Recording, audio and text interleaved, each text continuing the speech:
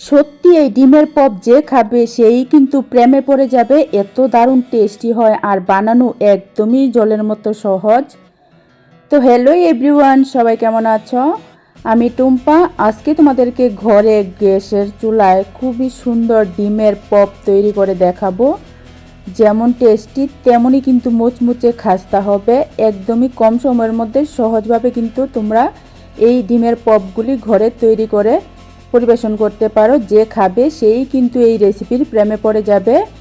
আশা করছি আমার আজকের রেসিপিটা সবারই খুব বেশি ভালো লাগবে। তো যদি একটু ভালো লেগে থাকে তাহলে বলছি প্লিজ একটা লাইক করে দিও আর আমার চ্যানেলটাকে সাবস্ক্রাইব করে দিও। তো চলো আজকের এই ডিমের পপগুলি কিভাবে তৈরি করেছি দেখে নাও। প্রথমে দেখো আমি মিক্সিং বোলের মধ্যে 300 গ্রাম ময়দা নিয়েছি। তারপরে এই ময়দার মধ্যে দিয়ে দিতে হবে পরিমাণ মতো লবণ। তারপর দিয়ে দিতে হবে 3 চামচের মতো সাদা তেল। তেলটাকে দিয়ে ময়দার সাথে ভালো করে এভাবে হাত দিয়ে লাগিয়ে নিতে হবে।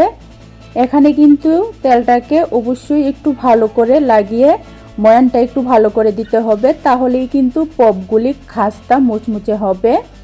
তো দেখো ময়ানটা পারফেক্ট হয়েছে। বুঝতে হলে এভাবে হাতের মধ্যে নিয়ে মুঠ করবে, দেখবে খুব সুন্দর মুঠো হয়ে যাবে। তখনই বুঝে নিতে হবে ময়ানটা একদম পারফেক্ট হয়েছে। তারপর এখন অল্প অল্প করে জল দিয়ে একদম সফট করে একটা ডো তৈরি করে নিতে হবে। তো দেখো ময়দাটাকে অল্প অল্প করে জল দিয়ে আমি এরকম মেখে সফট একটা ডো তৈরি করে নিয়েছি। তারপর এখন এই ডোয়ের মধ্যে সামান্য একটু তেল লাগিয়ে নিতে হবে, যাতে এই ডোটা রেস্টে রাখার ফলে নরম থাকে। তারপর এরকম একটা থিন কাগজের ভিতরে এটাকে পেঁচিয়ে ভালো করে রেখে দিতে হবে, তাহলে কিন্তু ডোটা খুবই সফট আর খুবই নরম থাকবে। 10 থেকে 15 মিনিট রেস্টে রাখতে হবে। ততক্ষণে আমি পপের যে পেঁয়াজ মশলাটা সেটা তৈরি করে নেব। তার জন্য দেখো গ্যাস ওভেনে আমি প্যান বসিয়ে প্যানের মধ্যে 1 চামচ তেল দিয়েছি। তেলের মধ্যে আমি বড় সাইজের 2টা পেঁয়াজ এরকম একটু বড় করে কেটে দিয়েছি। পেঁয়াজটাকে হালকা একটু ভেজে নিতে হবে। তো দেখো পেঁয়াজটাকে কিন্তু মিডিয়াম আঁচে রেখে তারপর এটাকে আস্তে আস্তে ভাজতে হবে। তো দেখো পেঁয়াজটা আমি একটু হালকা এরকম ভেজে নিয়েছি। তারপর এর মধ্যে আমি দিয়ে দিচ্ছি 1 চামচের মতো আদা রসুন বাটা। এখানে 1 চামচ আদা রসুন আমি বেটে দিয়েছি।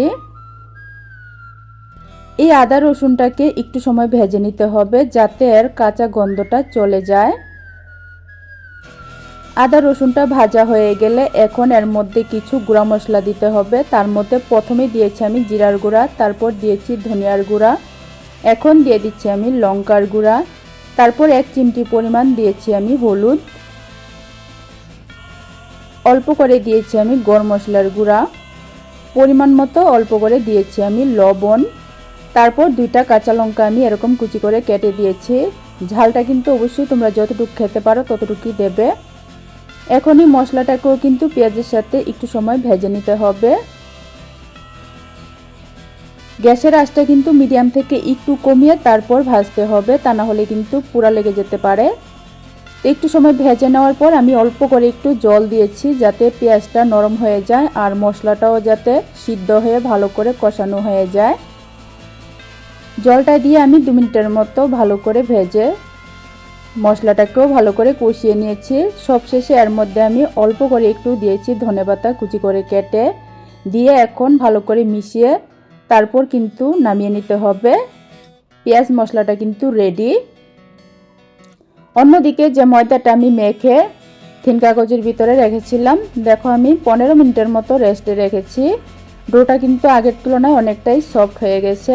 এরকম একটু পলিথিন কাগজের মধ্যে তেল লাগিয়ে রাখলে ডোটা কিন্তু খুবই সুন্দর নরম একদম সফট হয়, তাহলে কিন্তু পপগুলি বানাতেও বেশি সুবিধা হয়। এখন এই ডোয়ের থেকে আমি তৈরি করে নিয়েছি এরকম বড় সাইজের 5টা লেচি।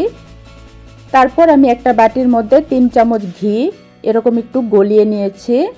এখন এই ঘিয়ের মধ্যে দিয়ে দিচ্ছি আমি কর্নফ্লাওয়ার। তোমরা চাইলে ঘিয়ের পরিবর্তে সাদা তেল নিতে পারো, কর্নফ্লাওয়ারের পরিবর্তে ময়দা নিতে পারো।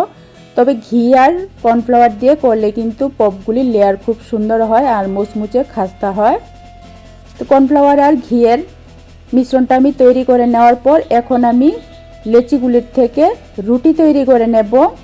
তো দেখো একটু পাতলা পাতলা করে 5টা রুটি কিন্তু এখানে তৈরি করে নিতে হবে। যেহেতু এখানে আমার 5টা লেচি হয়েছে, এই 5টা লেচির থেকে কিন্তু 5টা রুটি প্রথমেই তৈরি করে নিতে হবে এরকম করে। তো একটা রুটি আমি তৈরি করে নিয়েছি। একইভাবে দেখো আমি আরেকটা রুটি তৈরি করে নিয়েছি। এভাবে কিন্তু 5টা লেচির থেকে 5টা রুটি তৈরি করে আগে রেডি করে নিতে হবে। তো দেখো সবগুলি রুটি বেলা শেষ। এখন আমি একটা রুটি নিয়ে তার উপর যে কর্নফ্লাওয়ার আর ঘিয়ের মিশ্রণটা বানিয়ে রেখেছিলাম সেটা অল্প করে দিয়ে সমস্ত রুটির মধ্যে একটু ভালো করে লাগিয়ে নিতে হবে।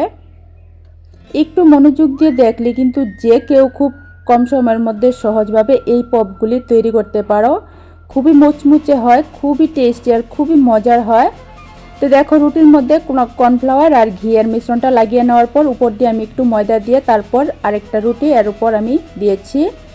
দেওয়ার পর এই রুটির মধ্যেও কিন্তু কর্নফ্লাওয়ার আর ঘিয়ের মিশ্রণটা লাগিয়ে তারপর আবার একটু ময়দা ছিটিয়ে এভাবে কিন্তু একটা একটা করে প্রত্যেকটা রুটি কর্নফ্লাওয়ার আর ঘিয়ের মিশ্রণটা লাগিয়ে এভাবে একটা রুটির উপর একটা রুটি রেখে দিতে হবে।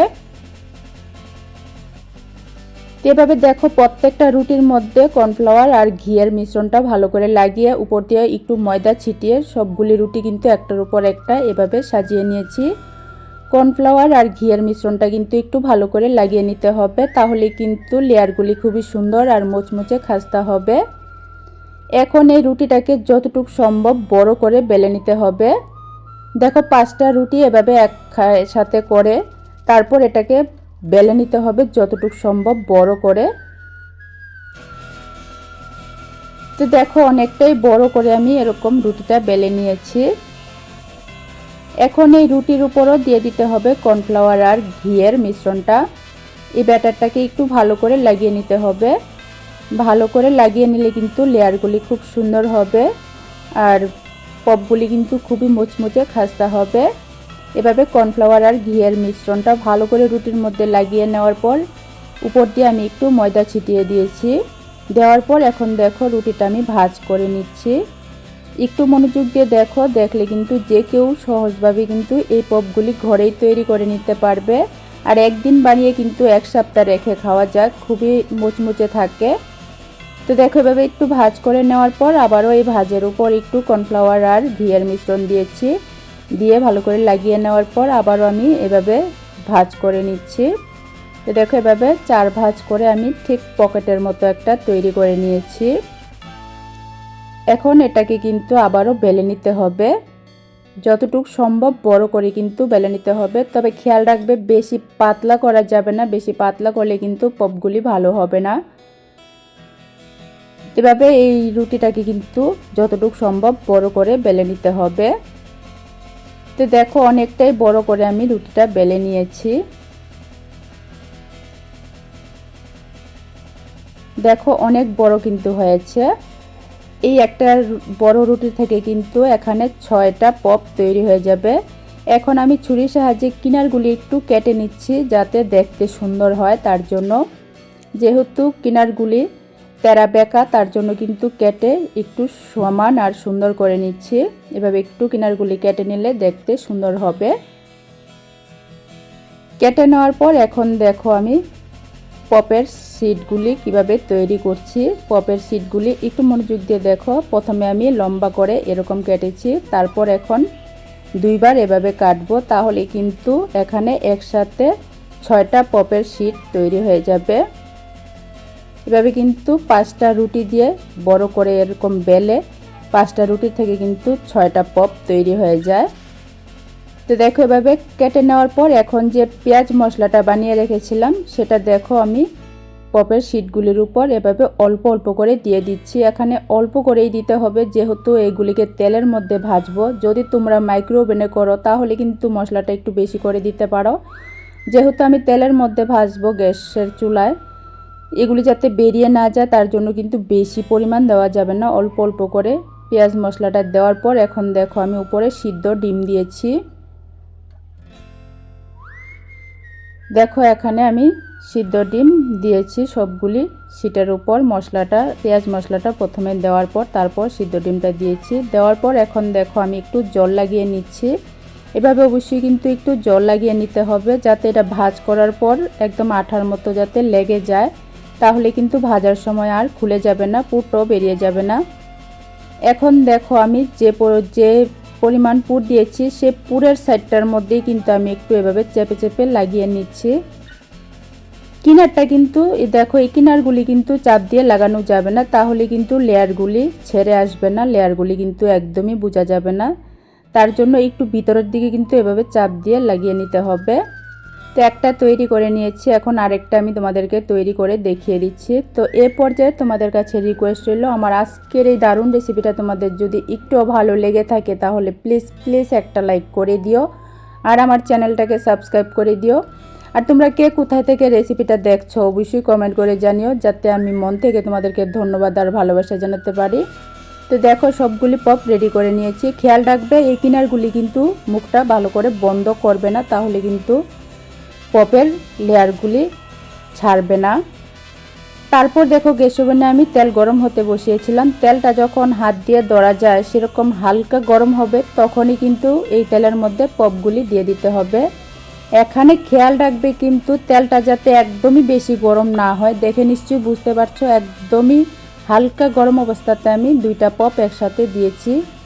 দেওয়ার পর কিন্তু গ্যাসের আঁচটা কিন্তু একদম লোতে রাখতে হবে, একদম লোতে রাখে তারপর কিন্তু এগুলিকে ভাজতে হবে।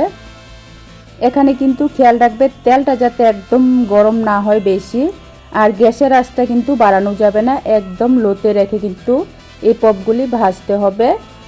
তাহলে কিন্তু খুবই খাস্তা মুচমুচে হবে আর লেয়ারগুলি কিন্তু খুবই সুন্দর এরকম ছেড়ে আসবে।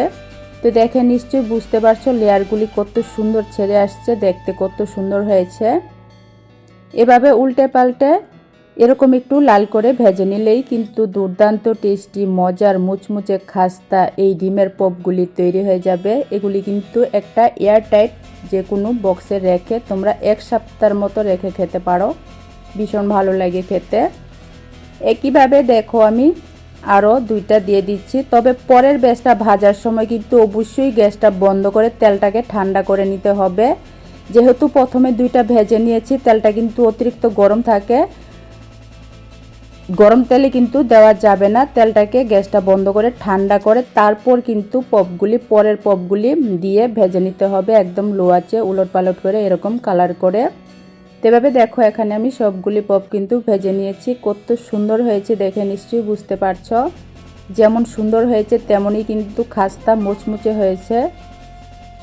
একদম কাছ থেকে তোমাদেরকে দেখিয়ে দিচ্ছি, দেখো কত সুন্দর হয়েছে আজকের এই ডিমের পপগুলি। একদম সহজভাবে কিন্তু ঘরের মধ্যেই তোমরা এই পপগুলি তৈরি করতে পারো, খুবই মুচমুচে হয়। তো আজকে আমার এই রেসিপি কেমন লেগেছে অবশ্যই কমেন্ট করে জানিও। ভালো লাগলে লাইক কমেন্ট শেয়ার করো, চ্যানেলটাকে সাবস্ক্রাইব করে দিও। আবারও আরেকটা নতুন রেসিপি নিয়ে আসবো। আজকের জন্য টাটা।